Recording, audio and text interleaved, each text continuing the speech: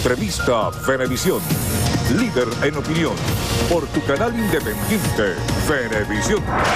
Muchísimas gracias por acompañarnos en Entrevista Venevisión. Ya estamos listos para iniciar nuestra conversación con el invitado del día de hoy, Román Duque Corredor, ex magistrado, miembro del Bloque Constitucional. Gracias por acompañarnos. Muy buenos días y gracias por la invitación, Endina. Y quisiera, en primer lugar, expresarte mis felicitaciones a ti y por intermedio de tus colegas por el Día del Periodismo. Muchísimas gracias. En segundo lugar, pues, manifestar mi complacencia de volver a estar en Venevisión, que está vinculada a muchos hechos históricos del país, y le deseo a Venevisión que siga durante mucho tiempo integrando voluntades y generando futuro. Así es, y sobre todo buscando ese equilibrio informativo tan importante y tan necesario para la comprensión de un momento tan complejo como el que vive Venezuela, y donde hay un tema que está en el tapete, la propuesta de Asamblea Nacional Constituyente, una iniciativa presidencial que el propio presidente de la República, Nicolás Maduro, ha calificado como una propuesta de paz que se ha puesto sobre la mesa. Hay distintas controversias acerca de la legitimidad de este proceso y hay observaciones que se han realizado sobre todo por parte de la Fiscal General de la República, donde hace declaraciones contundentes. Ella señala que el país y Venezuela se está convirtiendo en lo que califica en un estado policial y considera que el Tribunal Supremo de Justicia ha venido desmantelando el Estado de Derecho en la nación. ¿Cuál es la realidad de esta propuesta de Asamblea Nacional Constituyente, que es un suprapoder? Primer término, constituyente que genere conflicto y no que sea fruto de un consenso para lograr la paz, es un instrumento más político que de patria. En segundo lugar, el planteamiento de una constituyente hecha por el presidente de la República y no por el pueblo, es una constituyente controlada por el pueblo. Y en ese sentido, la fiscal y muchos constitucionalistas y profesores de derecho constitucional han dicho que esto de que una constituyente de poderes absolutos, cuando es convocada no por el pueblo, sino por un poder constituido, no es cierto. Eso es un mito, que una asamblea constituyente convocada por el presidente tiene poderes absolutos. Quisiera recordarle a los televidentes, cuando la constituyente de presidente Chávez, la base octava de las bases comiciales de la constituyente Chávez decía que la constituyente no podría ir contra el principio de la progresividad de los derechos humanos, no podía desconocer los tratados internacionales ni los principios democráticos, entre otros la separación de poderes. De manera que una constituyente moldeada para ciertamente encerrar a la disidencia y para acabar con los poderes elegidos democráticamente, no es un instrumento para lograr la paz. Cuando se vende esta visión apocalíptica sobre la Asamblea Nacional Constituyente, que se habla de que se puede acabar con la propiedad privada, con todos los derechos, ¿piensa usted que esta visión está acertada o es una exageración? Hoy día en la ciencia constitucional, la tesis de los poderes absolutos de la constituyente convocada por poderes constituidos no es aceptada.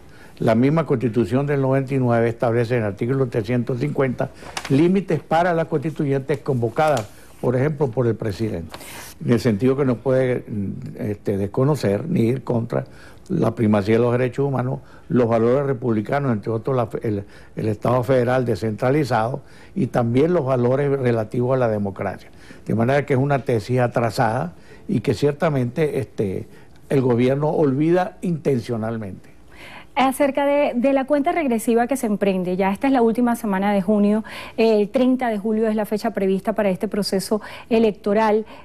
¿Cómo vislumbra usted el ambiente en estos días previos? Para muchos, esta iniciativa de Asamblea Nacional Constituyente, más que una propuesta que era un punto de honor luego para el gobierno, había sido lanzada como una estrategia de negociación. ¿Piensa usted que se va a llevar adelante la Asamblea Nacional Constituyente como está previsto? Bueno, ya por las declaraciones, incluso el presidente hasta de las fuerzas militares, el gobierno hará todo el empeño para realizar la constituyente, sin que aún esté elaborado el registro electoral, ni se haya constituido los organismos electorales y establecidos los sitios.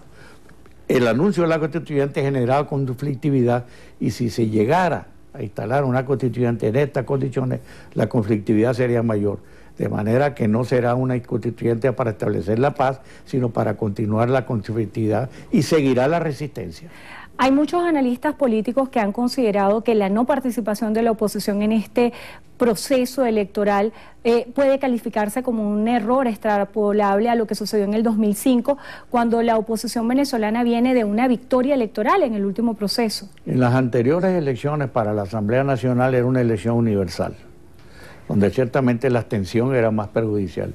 En esta elección que está fragmentada, donde solamente puede participar un grupo en un sector y luego en el nivel territorial, en base a la población, un voto es igual de un municipio grande a uno pequeño, evidentemente la estrategia de la abstención puede jugar un factor político importante, de manera que yo no lo descarto dentro de la estrategia política, dado el modelo electoral que se va a establecer, donde no hay propiamente la votación representativa ni universal ni directa. La canciller de la República, Delcy Rodríguez, aseguraba que factores de la oposición iban a participar en esta Asamblea Nacional Constituyente. ¿Considera usted que esto es así?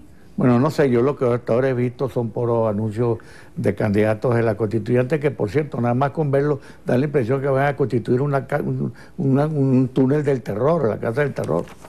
Acerca de el anuncio de la posibilidad de un referéndum aprobatorio una vez que la Asamblea Nacional Constituyente culmine su ciclo de trabajo, que aún está con lapsos por determinar, ¿pudiera significar que esta Asamblea Nacional Constituyente fue una estrategia para ganar tiempo?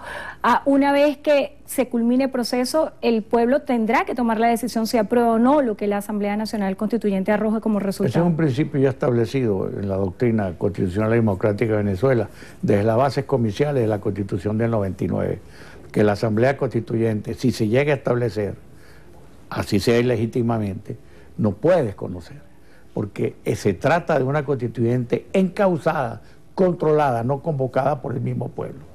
¿Cuál es el mensaje general que usted le ofrece a los venezolanos acerca de esta iniciativa? Yo diría que seguimos con la resistencia, seguimos utilizando la calle pacíficamente, ejerciendo nuestro derecho a reunión y manifestación y denunciando a nivel nacional e internacional lo que implica la constituyente, que es un fraude a la Constitución y un instrumento para acabar con el Estado de Derecho y lo poco que queda con la democracia. Acerca de las acciones que ha adelantado la Asamblea Nacional cuando ya se instaló un comité de postulaciones para magistrados del Tribunal Supremo de Justicia, ¿piensa usted que esto desde el punto de vista constitucional es un acierto o es la ruta desde el punto de vista jurídico que debería seguir la oposición venezolana? Es la continuación de una etapa que inició la Asamblea Nacional el año pasado al declarar la nulidad de los 13 magistrados express más sus suplentes. Y faltaba la segunda etapa, que es la designación de los magistrados para llenar esa vacante en virtud de ser inválida su designación.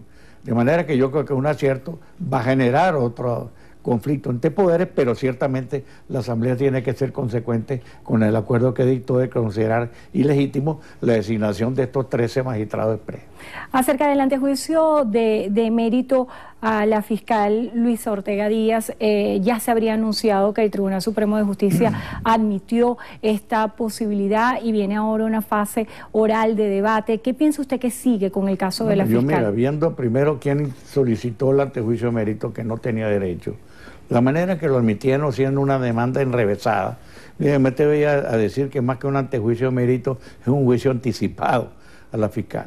De manera que lo que ha hecho el Tribunal Supremo es admitir la solicitud, pero tendrá que definir si se trata propiamente de un antejuicio para enjuiciarla penalmente o un procedimiento para removerla, porque la demanda de este diputado ciertamente es ininteligible y la Sala Constitucional, el Tribunal Supremo de Justicia en la Sala Penal no debió admitirla por lo menos por inteligible y contradictoria.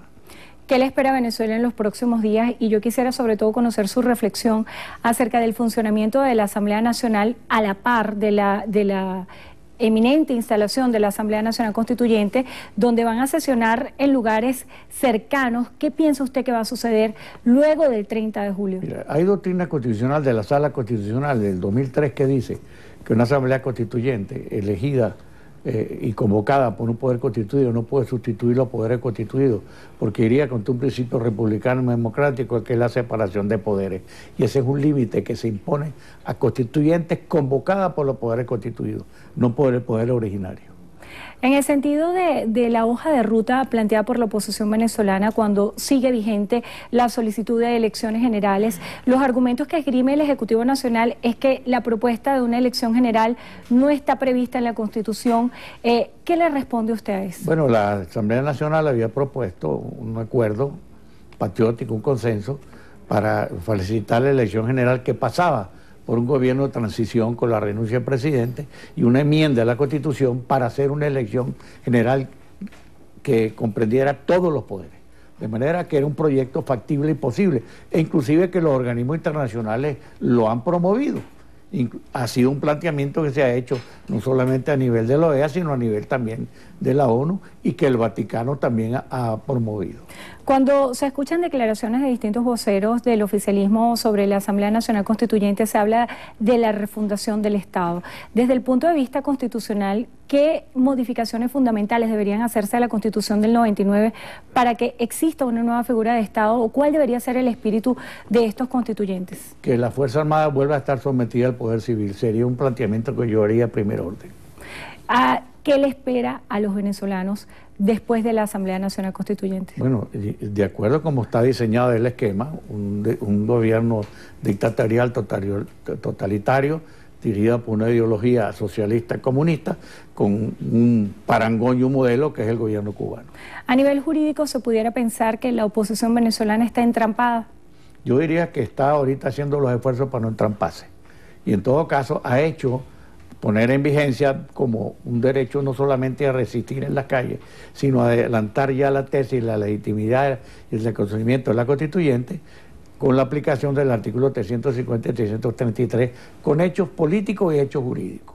Desde ya puede decirse que por más constituyente que exista, la próxima constituyente que instale el gobierno y su constitución puede ser desconocida. El escenario de diálogo y negociación, ¿cómo lo vislumbra al compás de esta cuenta regresiva que se abre en torno al 30 de julio? Una mesa de negociación con jefes de Estado y de gobierno y no con amigos. ¿Quiénes deberían participar? Yo diría jefes de Estado, gobierno, presidente, primer ministro de Canadá, por ejemplo, el primer ministro, por ejemplo, de Suecia, por ejemplo, un presidente de un país como sería Chile, por ejemplo, y observadores internacionales, pero no de amigos.